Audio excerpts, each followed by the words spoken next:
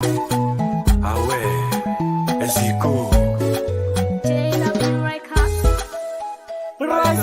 up, you and me are the solution to this.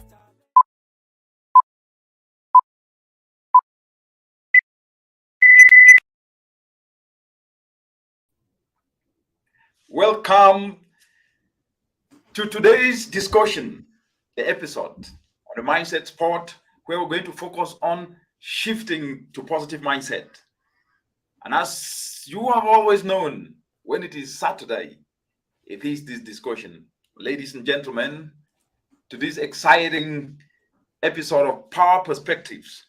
I'm your host, Richard Munang, and my co-host, Daniel Munang. Today, we have an interesting discussion on the role of mindset in every aspect, from everything we do to addressing challenges to fostering environmental solutions and inspiring young people. So today, we're going to discuss how we can cultivate that mindset to be able to move forward. And joining me now is my co-host, Daniela from Munang. Daniel, how are you doing?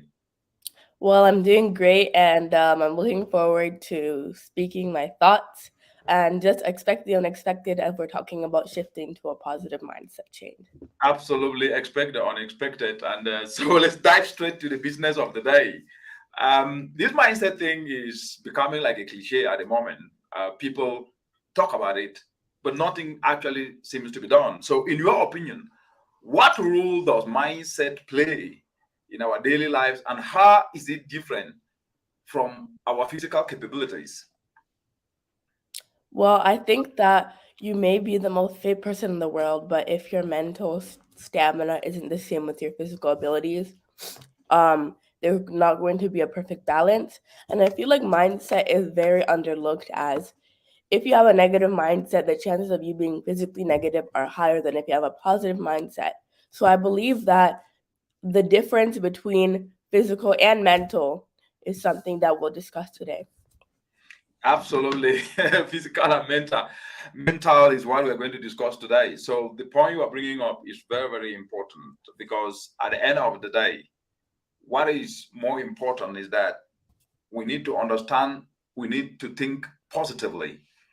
And what has actually happened, which is quite unfortunate, is that actually people achieve 99.99%, but instead of focusing on that 99.99%, instead of an applause and appreciation, all the focus comes to the 0.1%, where they fell short. So the spotlight is always on the tiny speck of perceived imperfection instead of the vast expanse of what they've achieved. So, do you think that we are formatted, if I might use that word, or conditioned to think negative even when we have a lot of positives to celebrate? Yeah, I think that's the case because a lot of people strive to be perfectionists. However, although it's good to set challenging goals for yourself, what's not good is to be able to not focus on the good stuff you've done, but only focus on the bad. Because if you keep up like that, it'll lead to a pathway of ungratefulness, because some people would wish to be in your shoes, but you're out here Right. forgetting that you've done a lot of good things and just focusing on the one or two bad things or one or two things that you need to accomplish rather than the things you have accomplished already. And that's a very good point that you are bringing up, that this is a familiar situation with what we see across the world and in the continent today. And this negative bias, this relentless scrutiny on the 0.1% is a real problem. And that's why we're having this conversation today, because it's now high time for us to address it. And I know there are a lot of people who are watching in. And for those of you who are joining, welcome to this show, The Mindset Sport. You might be asking, why do we focus so much on the imperfections, right? And that's why we are also here to have this conversation, because this stems from our evolutionary bias towards recognizing and responding to threats. But as we have evolved as human beings, right, our approach should too. We must change that attitude of always focusing on the imperfection. And I think that it is time to shift this bias from focusing on negatives to a more constructive, positive perspective. And as Daniel has actually said, the human focus on that is making us lose opportunities and creating a lot of negative energy. But the question is, how do we shift this mindset? how do we redirect our focus from the 0.1% that isn't perfect to the 99.9% that is an accomplishment? How do we do that, Afu? What would you suggest? Well, I think that this mindset could be shifted. Basically, instead of complaining about everything, learn to be grateful for everything. I heard that Correct. from a TikTok sound. And although TikTok isn't the most reliable source, that's very reliable. So So what is it? Repeat it again. What do you say? What do you hear? Repeat it again so that our viewers the can be able to TikToker see. is B Fletcher. So she always says it like, instead of complaining about everything, learn to be grateful for anything. Hashtag speaking from the heart, B Fletcher.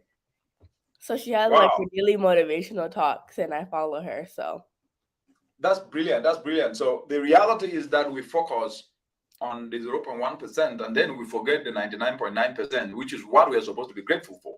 So to move away from that, how do we what would you say is what is needed by young people today across the world, and even those who are old but young at heart, to be able to undertake?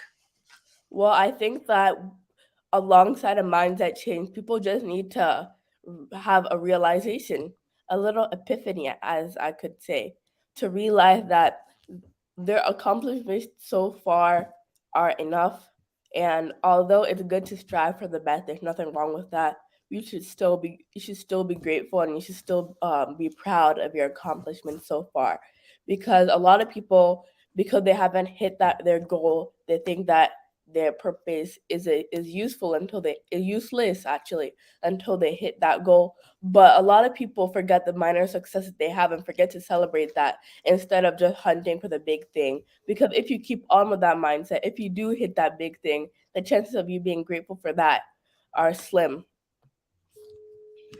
Absolutely, absolutely. The chances are slim, and people are joining in. I can see Mercedes Desai is joining in to be with us here. So a great opportunity for us now to shift the discussion, which is that for us to be able to move forward, this attitude needs to change, as you've said. And this is where we have to propose practical steps. And the first step that we need to propose is to recognize and acknowledge success. A lot of people do not recognize and acknowledge success. And no matter how small an accomplishment is, it deserves applause, it deserves recognition. Celebrate your wins regardless of how small they are. Every single one of them is important because every win represents progress, hard work, and dedication. And on top of this, you need to develop a solution-oriented mindset, which is that rather than focusing on what is wrong, focus on how to make it better. Let me repeat that. Rather than focusing on what is wrong, focus on what can make it better. Approach imperfections not with blame, but with a commitment to find solutions. What do you have to add to this, Afu?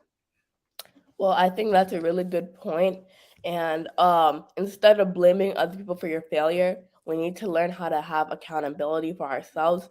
Because although it's kind of hard to look at, most of the failure that happened is due to personal decisions, not because of other people. Because at the end of the day, you can only control yourself and your actions.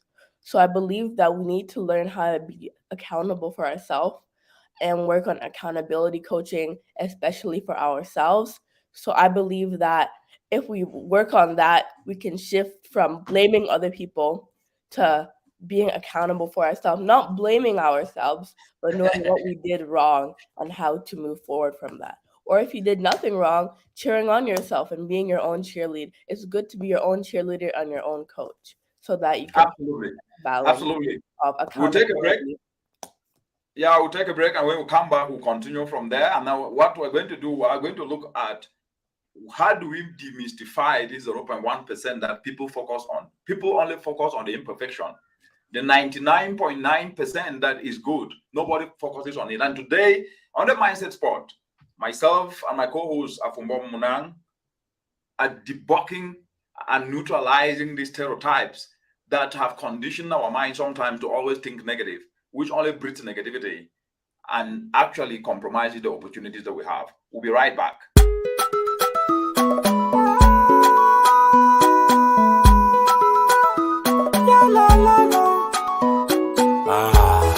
best embrace innovative volunteerism. Away, as he go.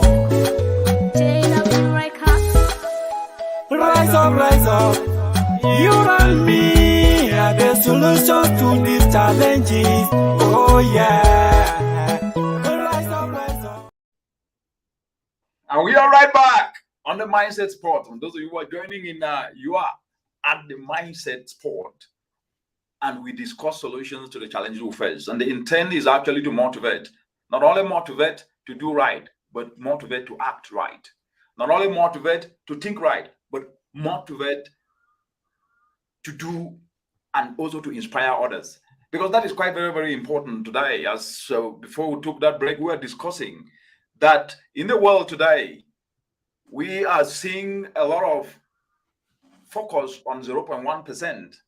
And what we need to always understand that 99.9% success is what we need to celebrate. But instead of applause and appreciation, all the focus is on the 0.1% where we fell short.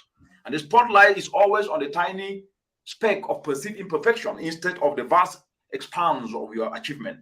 And therefore, this negative bias must be debunked. And this relentless scrutiny that is put on this 0.1% is the real problem we face in the world today, and more so in the African continent. That we do right, a little thing comes up, we start saying, oh, it's little thing, this little thing. So we are now debunking this today with my co-host Daniela from Munang.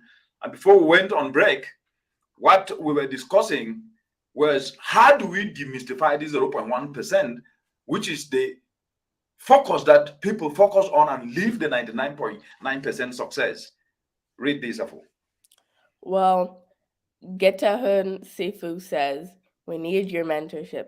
Keep going, awakening Africa and the rest of the world.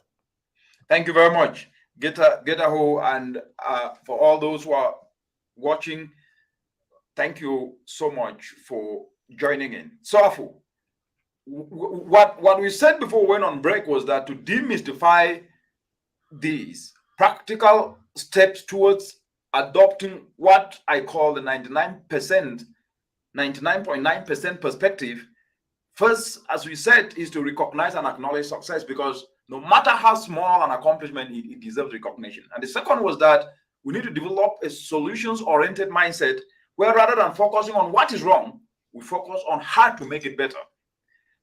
We must approach imperfections with that mindset, because approach imperfections not with a blame game, but with a commitment to find solutions.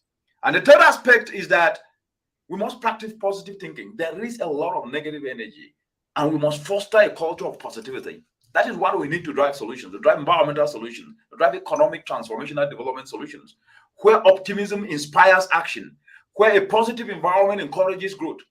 And we must always remember that negativity only breeds more negative environment and saps energy. How do we make sure that we continuously drive opportunities, even in challenges, without necessarily breeding negativity? Well, I think we just need to focus on the good side of things. Although it's hard to think about now, we just need to realize that there's opportunities in every challenge that arises, and just tapping into those opportunities in ways such as innovative volunteerism can help many more people shift to a positive mindset, as eventually they'll start making money out of these things that were once negative to them. Except from the economic standpoint, I believe that through just being resilient and using the 3Ds such as drive, determination, and diligence, many more people can shift to become positive rather than staying in a negative framework type mindset. That's very true. And you bring up a very important aspect in innovative volunteerism, which was born out of a very simple common idea. Not everyone will ever have an opportunity to be able to engage. And that engagement is not necessarily through having met people or not, but that we can use platforms in which we are in to inspire people and usher them to the solution space. And that's the essence of innovative volunteerism. Voluntarily volunteering yourself to learn a skill, to solve a problem, and in the course of solving that problem, you are going to be able to address a challenge in a community, and you yourself will benefit both from experience, both from skills, and of course, that product you produce could be able to fetch you money. And the innovativeness in it is that it brings a solution in a different way that is not necessarily always starting from, I don't have money, but you have yourself and you start with what you have to get what you don't have. That's the essence of innovative volunteerism, where passions are turned into profits, where challenges are turned into opportunities, where we leverage on complementarity, on strength of others, combined with our own strengths to then address a common challenge to be able to serve a common purpose. And that is it. And one of the aspects why I'm bringing this up is that we must use setbacks as opportunities. Instead of viewing setbacks as failures, we must treat them as opportunities for learning and growth. Because every mistake, every setback is a stepping stone towards success. And therefore, adopting this 99.9% perspective means that we must change our approach towards our successes and our setbacks. It's all about choosing to focus on the achievements rather than dwell on the shortcomings. And now we're going to go to the next aspect of what I would like to ask you this. Let's use the aspect of athletes. You do track, right? You also play basketball. We often see athletes facing tremendous pressure and scrutiny. How do you think that they adopt a positive mindset to be able to deal with the challenges despite the abuses from the fans, despite that any time that they lose, the harassment and abuses from the fans? How do they handle this? And how can we as citizens of the world use that very mindset approach to be able to know that challenges are disguised opportunity, not to fend under them? Any ideas?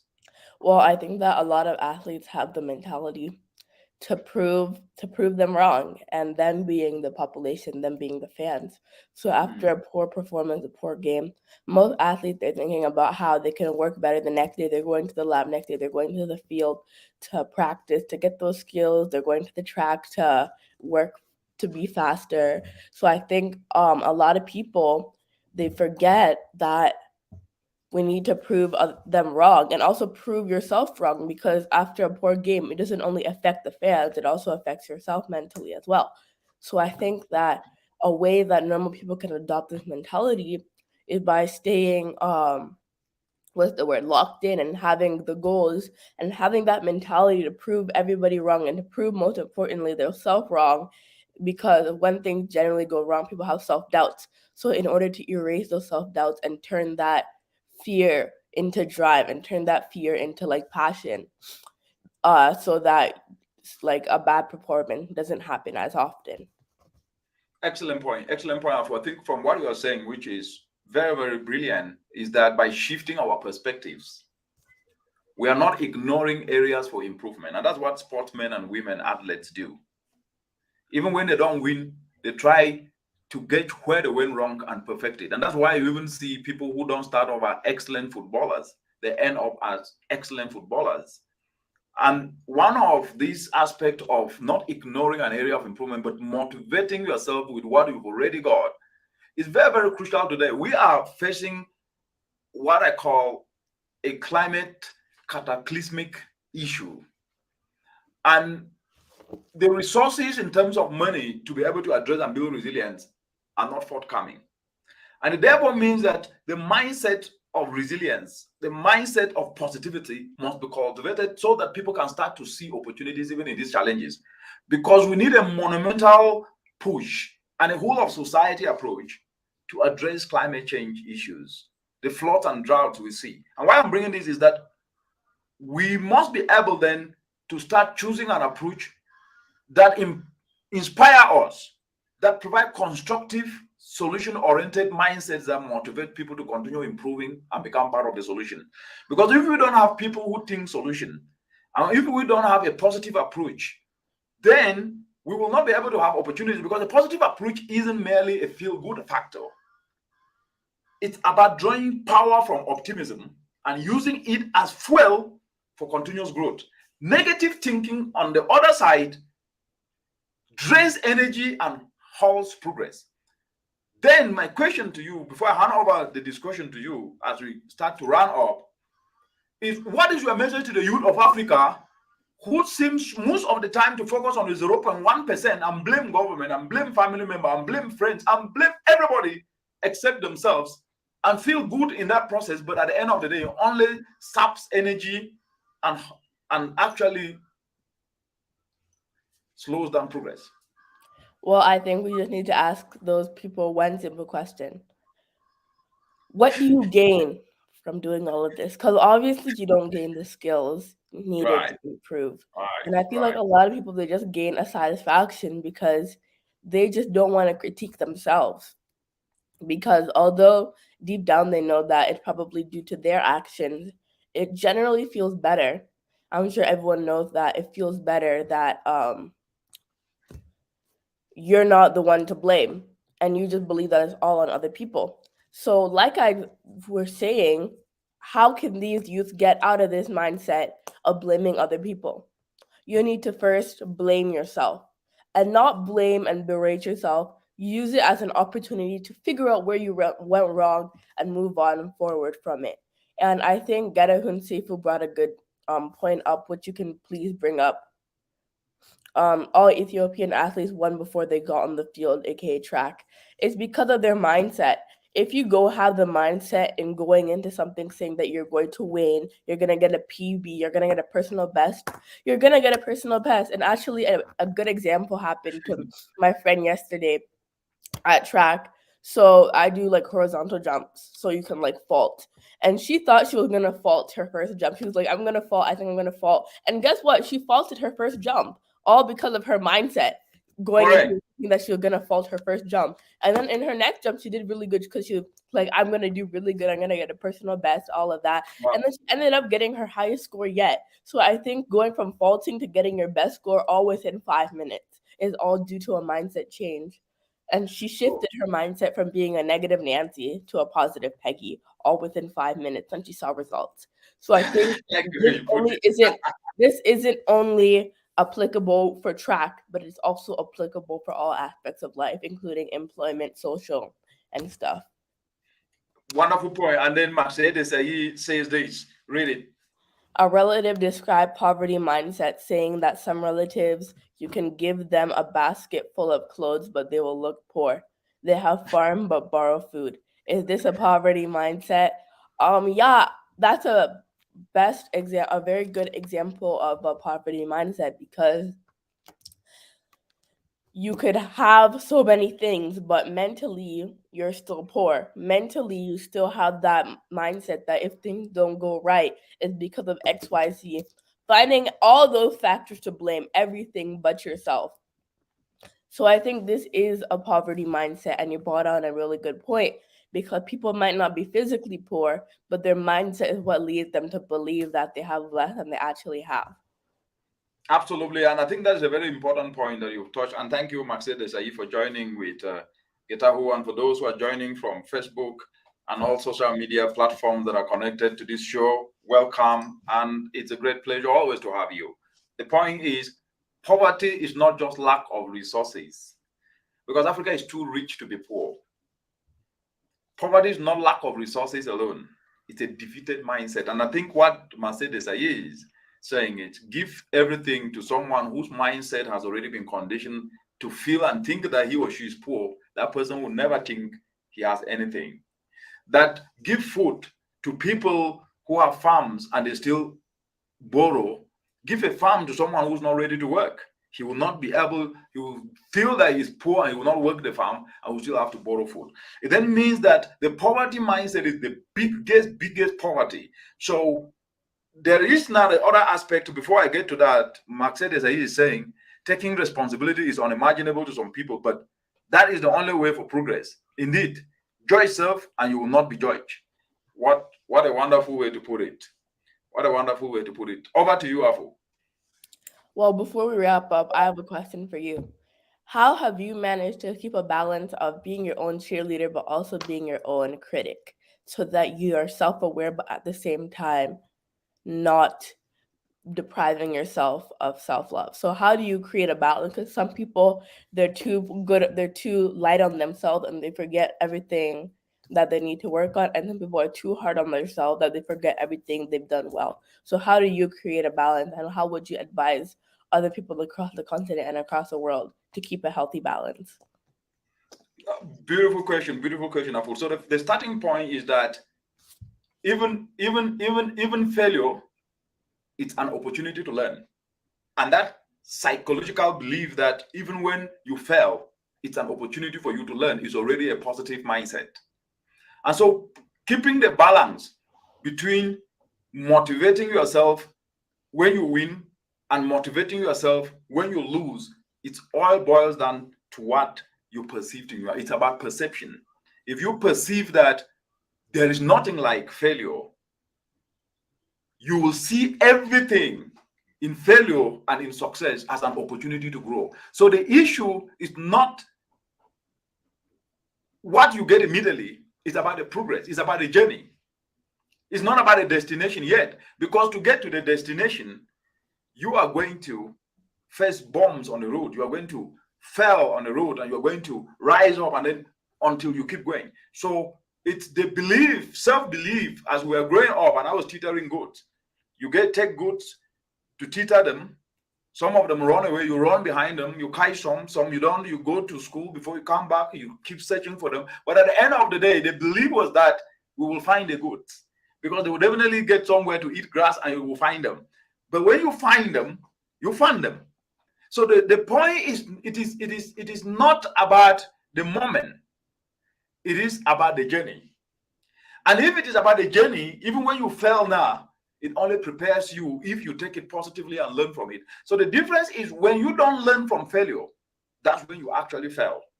But when you learn from failure, because some failures come not because of you, but because of the circumstances in which you are in, right? You do track, you might actually run very well, but unfortunately, if you have a leg that is paining, you might not be able to overcome others who are actually having the same speed like you to be able to win. Do you then get disgruntled and say, oh, no, you say, okay, my leg, I hope this leg, and you work hard so that that leg gets better. So, but psychologically, you know you are the best. So the first thing is to know you are the best. And knowing you are the best is not just through thinking, it's also preparation. So what gives confidence and makes you have a positive mindset is also when you put in effort to be prepared. Exams are tomorrow. You don't read. You say, again, come for myself, as they talk about pidgin English. You go fail now. You didn't put your best, but if you read and prepare and said, look, I'm getting into this, is an A, you get an A. You get an A. You get an A. Maxed Desai said, yeah, poverty is a defeated mindset. Spot on, Doc. Thank you very much, Maxed Desai. Then I will read this. Best self-love is achieving one's potential as a solution provider. Absolutely, absolutely. Yes. Back to you, Afu. Well, that's the only question I had for you today. It was a pretty loaded one. And for all of you guys watching, thanks for watching. And we hope that you achieve your potential as a solution provider, not as a problem creator. Not as a problem creator. And to all of you who have joined in today, thank you very much. We're going to be continuing with this conversation in the coming weekend. And for those of you who are going to watch the replay of these, I challenge each and every one of us, wherever we are, to adopt this 99.9% perspective, to not just acknowledge the fullness of the glass, but to celebrate it. Let's see the glass half full, not always half empty. To see each setback as an opportunity for growth and every success as a stepping stone towards further achievements. Together, let's change our mindsets. Let's change our focus. Let's celebrate our 99.9%, because in that percentage lies our growth. In that percentage lies our potential. In that percentage lies our excellence. And remember, wherever you are, that positivity isn't just a state of mind. No, it is not. It is our excellence. It is not just a state of mind. It is a state of action. It is what we put in, the best we put in, the excellence we showcase. And it is an action that begins with each and every one of us. Thank you very much for joining us. And until then, have a nice weekend.